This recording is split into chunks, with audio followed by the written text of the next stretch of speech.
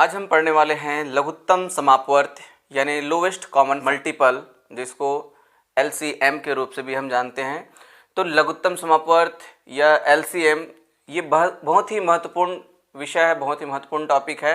आप सभी जानते ही हैं, न सिर्फ जो हम प्रारंभिक कक्षाएं पढ़ते हैं मिडिल स्कूल से लेकर हाई स्कूल, उसमें बल्कि कई प्रकार की प्रतियोगी परीक्षाओं में भी ये पूछे जाते हैं। तो देखते हैं लघुत्तम समापवर्त या लोएस्ट कॉमन मल्टीपल क्या है, कैसे इसे ज्ञात करते हैं।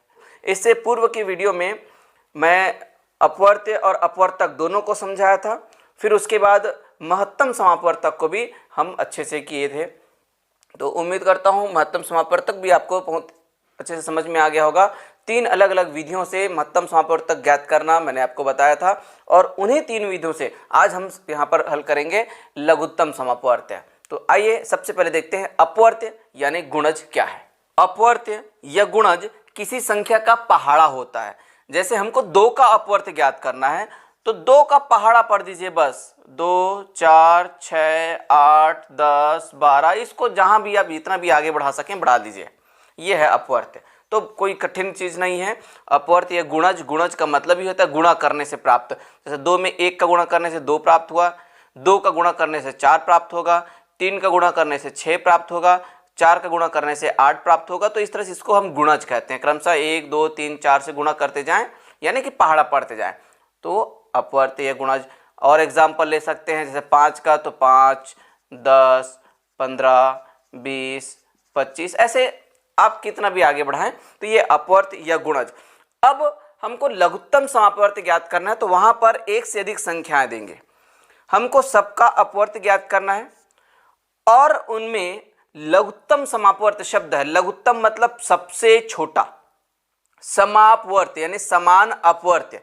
तो अगर 3 संख्याएं यहां पर दी हुई है तो तीनों संख्याओं का हम क्या ज्ञात करेंगे, अपवर्त्य ज्ञात करेंगे, और उनमें देखेंगे कि कौन कौन सा समान है, तीनों में कौन कौन सा समान है। अगर यहाँ पर 3-4 संख्या है, यहाँ पर 3-4 संख्या है, यहाँ पर 3-4 संख्या है, जो कि तीनों में ही है, समान है, तो अब उसमें देखेंगे उन समान संख्याओं में से कौन सा सबसे छोटा है, लघुत्तम, लघुत्तम समापवर्त्य। तो उसी को हम कहेंगे इन तीनों संख्याओं का लघुत्तम समापवर्त्य यानी लसा। ठीक है, तो आइए इन सब चीज़ों को छोड़ते हैं, हम प्रैक्टिस करके देखते हैं, उदाहरणों से समझते हैं, तो आपको आसानी से समझ में आ जाएगा। तो अब देखते हैं लसा ज्ञात करने की विधियां। तो 3 आसान विधियां मैं बताऊंगा, जिस तरह से महत्तम समापवर्तक भी हम ज्ञात करे थे, उन्हीं 3 विधियों में से। तो पहला विधि है अपवर्त्य विधि, और तीनों विधि में ही हम सेम संख्याओं का लसा ज्ञात करेंगे, ताकि हमको पता चले हमारी तीनों विधियां सही है, क्योंकि हर बार आंसर सेम आएगा, विधि अलग होगा लेकिन संख्याएं सेम होंगी। तो उसके लिए 12, 16 और 24 ये 3 संख्याएं हम ले लेते हैं। तीनों संख्याओं का अपवर्त्य विधि से, फिर उसके बाद 2 अन्य विधियों से भी, जिसको मैं उसी समय नाम बताऊंगा, ज्ञात करेंगे। तो चलिए ज्ञात करते हैं अपवर्त्य विधि से 12, 16 और 24 का। इसके लिए 12 का, 16 का और 24 का अलग अलग पहले अपवर्त्य ज्ञात कर लेते हैं। तो लीजिए 12, 16 और 24 का अपवर्त्य हमने लिख दिया है। 12 का अपवर्त्य यानी 12 का पहाड़ा 12, 24, 36, 48, 60, और इस तरह से इसको आगे बढ़ा सकते हैं। 16 का अपवर्त्य 16, 32, 48, 64, 80, फिर 24 का अपवर्त्य 24, 48, 72, 96, 120। हमने लगभग 5 बार बस इसको लिखा है, क्योंकि लिखने को हम आगे कितना भी लिख सकते हैं। अब हमको इसमें देखना है इनमें से समान अपवर्त्य कौन कौन सा है। तो आप देखें तो 24 यहाँ पर है, तो 24 यहाँ पर है, दोनों में समान है, पर तीसरे वाले, इस बीच वाले में 24 नहीं है। यहाँ 48 दिख रहा है, बड़ी संख्या से मैं एक लेके चल रहा हूँ, क्योंकि यहाँ 12, 16, 20 तो इधर तो हो गई नहीं, तो इसलिए इधर से मैं उधर ढूंढ रहा हूँ। तो 48 यहाँ भी और यहाँ भी है। देखिए ये 48 जो है तीनों में मिल गया हमको। 72 इसमें नहीं दिख रहा है, पर आगे बढ़ाएं तो हमको यहाँ पर मिल सकता है। जैसे 12 एकम 12, 12 24, 12 3 36, 12 चौक 48, 12 पंचे 60, 12 6 का 72, 12 सत्ते 84, 12 अट्ठे 96। थोड़ा सा और आगे मैंने बढ़ा दिया ताकि आपको कुछ संख्या और भी सेम मिल सके। तो यहाँ पर भी 72 मिला, यहाँ भी 72 मिला। 16 का भी थोड़ा सा बढ़ा देते हैं, 16 32, 16 3 48, 16 64, 16 पंचे 80, 16 6 का 96। तो अब हाँ देखिए 72 तो नहीं है, लेकिन 96 ऐसा है जो ये भी तीनों में है। तो इस तरह से हम आगे बढ़ाएंगे तो और भी बहुत सारी संख्याएं समान मिलेगी, लेकिन अभी हमको दो संख्याएं समान मिल गया है। तो अब देखिए इनसे हमको समान अपवर्त हमको मिला है 48 और 96, और आगे भी जब इनको बढ़ाएंगे तो मिल सकता है, पर दो चीज़ हमको मिल गया है। लेकिन हमको ऊपर कितना भी जाए उससे कोई फर्क नहीं पड़ता, हमको चाहिए सबसे छोटा समान अपवर्त। तो सबसे छोटा समान अपवर्त है 48, इसलिए यही 48 12, 16, 24 का लघुत्तम समापवर्त होगा। 12, 16 व 24 का लसा 48, जितना सबसे छोटा समान अपवर्त है वही उसका लसा यानी लघुत्तम समापवर्त कहलाता है। सबसे छोटा मतलब लघुत्तम, समान अपवर्त मतलब समापवर्त, ठीक। तो सबसे छोटा समान अपवर्त यानी लघुत्तम समापवर्त 48। तो इस तरह से अपवर्त विधि आपने हल कर लिया है, और भी दूसरी संख्याएं को आप प्रैक्टिस कर लीजिए। अभी हम आगे बढ़ेंगे, दूसरी विधि देखेंगे 12, 16 और 24 का ही। दूसरी विधि है अभाज्य गुणनखंड विधि। इस विधि से अब हमको निकालना है उन्हीं संख्याओं का 12, 16 और 24 जिनको अभी हम अपवर्त विधि से निकाल कर देखें। तो चलिए 12, 16 और 24 का बारी बारी से अभाज्य गुणनखंड करते हैं, जिसको हम पहले पढ़ चुके हैं। इस तरह से हम अभाज्य गुणनखंड करने के लिए टेबल बनाते हैं। तो यहाँ पर हमने लिख दिया है 12, 16 और 24 को 12 के लिए करते हैं। तो सबसे छोटा अभाज्य संख्या है 2, 2 से करते हैं, 2 6 का 12, फिर से 2 से जाएगा, 2 तिया 6, अब 2 से नहीं जाएगा, 3 से, 3 एकम 3। मैं थोड़ा से फास्ट कर रहा हूँ क्योंकि अभाज्य गुणनखंड निकालना मैं आपको बता चुका हूँ। जिनको नहीं पता है आप पीछे की वीडियो देख सकते हैं। उसके बाद 16 को फिर से हम 2 से निकालेंगे, तो 2 अट्ठे 16, 2 से जाएगा, 2 चौक 8, फिर से 2 से जाएगा, 2 दूनी 4 और ये 2 एकम 2। जब तक कि लास्ट में 1 ना आ जाए तब तक हम ये प्रोसेस करते हैं। फिर उसके बाद 24 को करते हैं, तो 2 से 2 12 24, फिर 12 को देंगे तो 2 6 का 12, फिर से 6 को भाग देंगे तो 2 तिया 6, फिर ये 3 एकम 3, क्योंकि 3 जो है 2 से नहीं जाएगा। तो 12, 16, 24 का गुणनखंड हम कर चुके हैं, अभाज्य गुणनखंड। अब इनको हम एक साथ लिखते हैं ताकि इनमें तुलना करना आसान हो जाए। तो यहाँ पर जो अभाज्य गुणनखंड आया है उन्हीं को हम लिख देते हैं। 12 बराबर क्या आया है 2 गुणित 2 गुणित 3, और 16 बराबर आया है 2 गुणित 2 गुणित 2 गुणित 2, 4 बार 2 आया है, और 24 में आया है 2 गुणित 2 गुणित 2 गुणित 3। तो इस तरह से ये अभाज्य गुणनखंड है। अब लसा कैसे ज्ञात करेंगे? तो लसा ज्ञात करने के लिए हमको सिर्फ इतना ही देखना है, किसी भी संख्या में जो अभाज्य गुणनखंड है सबसे ज्यादा कितने बार आया है। तो जैसे यहाँ पर देखें, यहाँ 2 बार आया है, यहाँ पर 2 जो है 4 बार आया है, यहाँ पर 2 जो है सिर्फ 3 बार आया है। तो ये 2 बार को और ये 3 बार को लिखने की आवश्यकता नहीं, क्योंकि ये इसी में इंक्लूड हो जाएगा। अधिकतम कितने बार आया है 4 बार आया है। तो इसलिए यहाँ पर सीधे जो लसा निकालेंगे उसमें हम उन्हीं को लिख देंगे 2 गुणित 2 गुणित 2 गुणित 2। अधिकतम सबसे ज़्यादा 2 जो है 4 बार आया है, तो 4 बार 2 को लिख दिए। अब उसके बाद 3, ऐसी और जो भी अभाज्य संख्या रहेंगे उनको भी देखते जाएंगे। 3 अभाज्य संख्या यूज हुआ है, यहाँ अधिकतम 1 बार आया है, यहाँ एक भी बार नहीं, यहाँ भी अधिकतम 1 बार आया, तो हम इसको 1 बार 3 लिख देते हैं।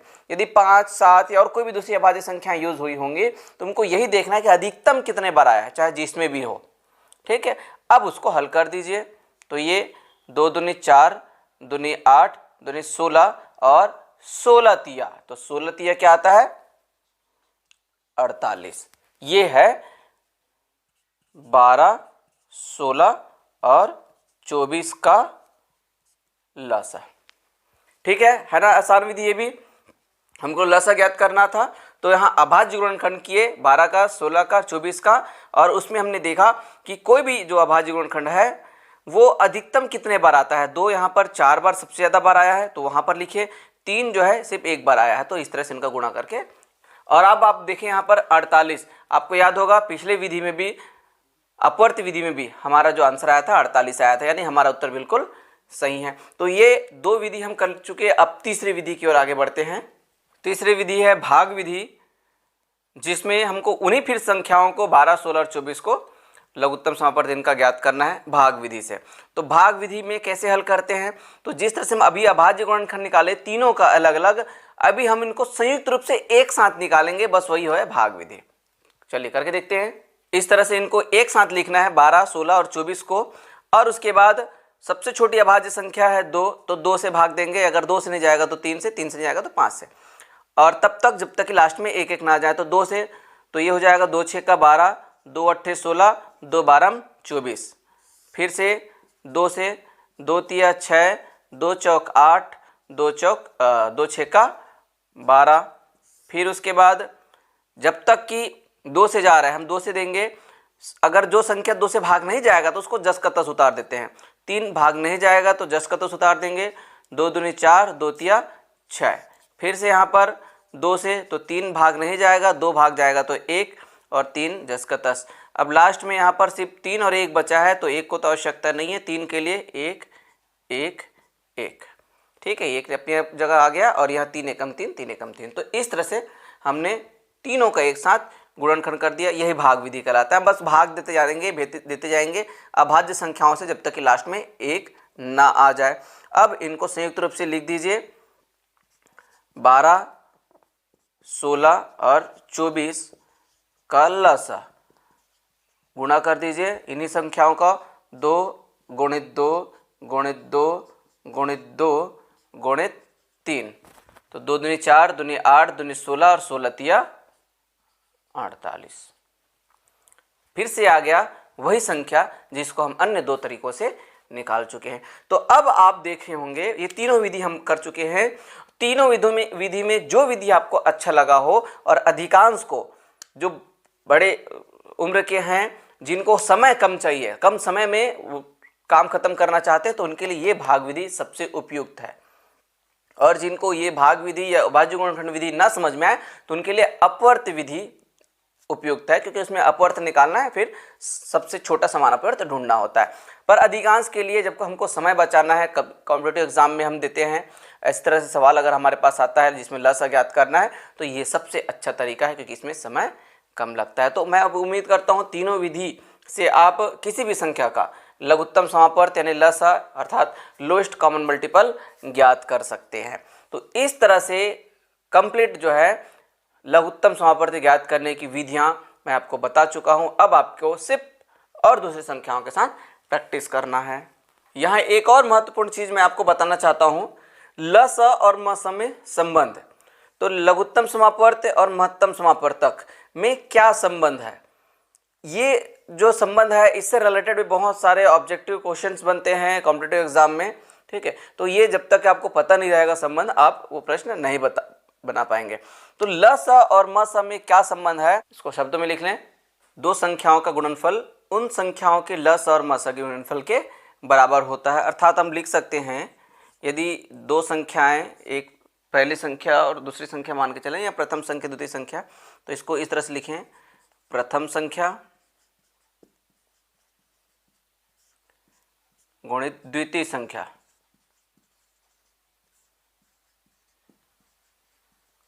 ये बराबर होगा इन दोनों के लसा और मसा के गुणनफल के, ठीक है। प्रथम संख्या और द्वितीय संख्या का गुणनफल उनके लघुत्तम समापवर्त और महत्तम समापवर्तक के गुणनफल के बराबर होता है। तो इस नियम का, इस जानकारी का आप प्रयोग कर सकते हैं कुछ प्रश्न जिसमें दोनों चीजें दिया हुआ हो, उन संख्याओं का लसा और मसा भी, तो उस समय आप इस सूत्र का उपयोग कर सकते हैं। चार चीजें हैं, पहली संख्या, दूसरी संख्या, उन दोनों का लसा और मसा। अब इन चारों में कोई भी तीन चीजें दिया हुआ हो, चौथा चीज ज्ञात करना हो, तो आसानी से आप इस सूत्र का उपयोग करते हुए वो चौथा चीज ज्ञात कर सकते हैं। एक और जानकारी मैं आप सभी को देना चाहता हूं, हम जिन दो संख्याओं का लसा ज्ञात करते हैं, ठीक है, जैसे मान लीजिए यहाँ पर 12 और ये 24, जिन दो संख्याओं का लसा ज्ञात करना चाहते हैं, उसमें यदि एक संख्या से दूसरा संख्या पूर्ण रूप से भाग चले जाता है, अर्थात उसका गुणज हो, दूसरी संख्या जो है पहले संख्या का गुणज हो, तो ऐसी स्थिति में ये जो बड़ी वाली संख्या है यही क्या कहलाएगा, इन दोनों का लसा कहलाता है, ठीक है। आप प्रयोग करके देख सकते हैं।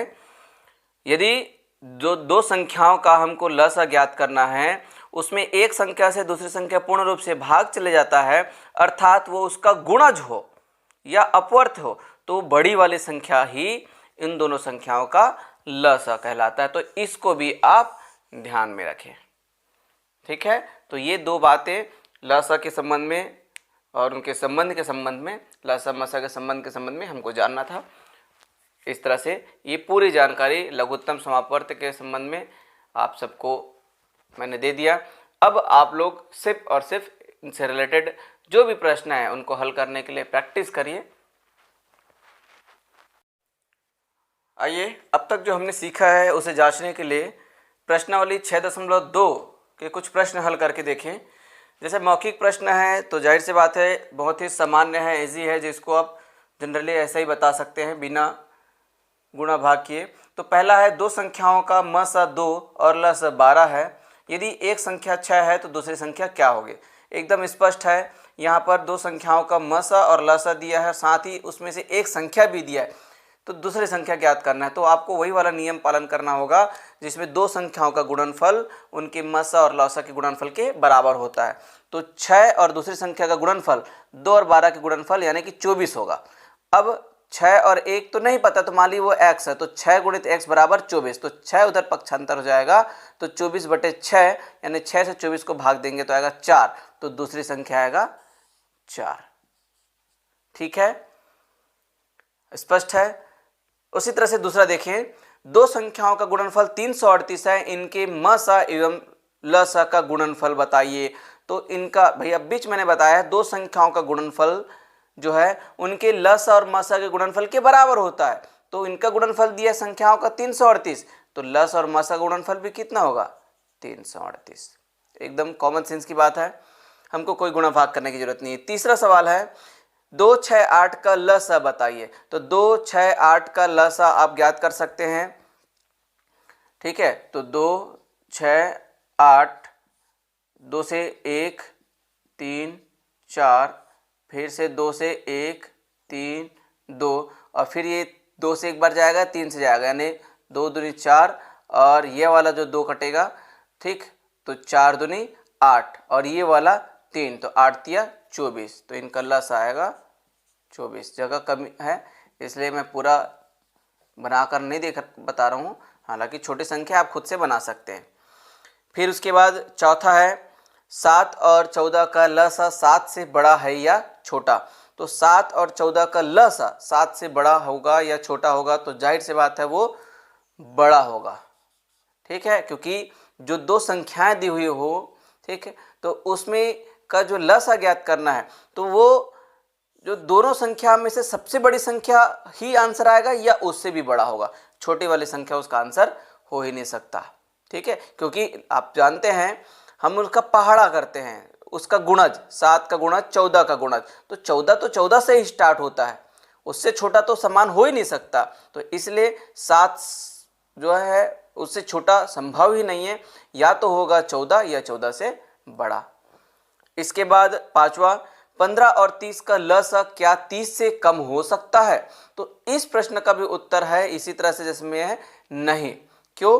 क्योंकि अभी जैसे हमने कहा कि वो 7 से बड़ा की बात नहीं है, ना तो 7 से छोटा होगा और कुछ नहीं, 14 से बड़ा होना चाहिए, या तो 14 या 14 से बड़ा। तो उसी तरह से या तो 30 या 30 से बड़ा, 30 से छोटा या 30 से कम नहीं हो सकता। तो इसका आंसर होगा नहीं।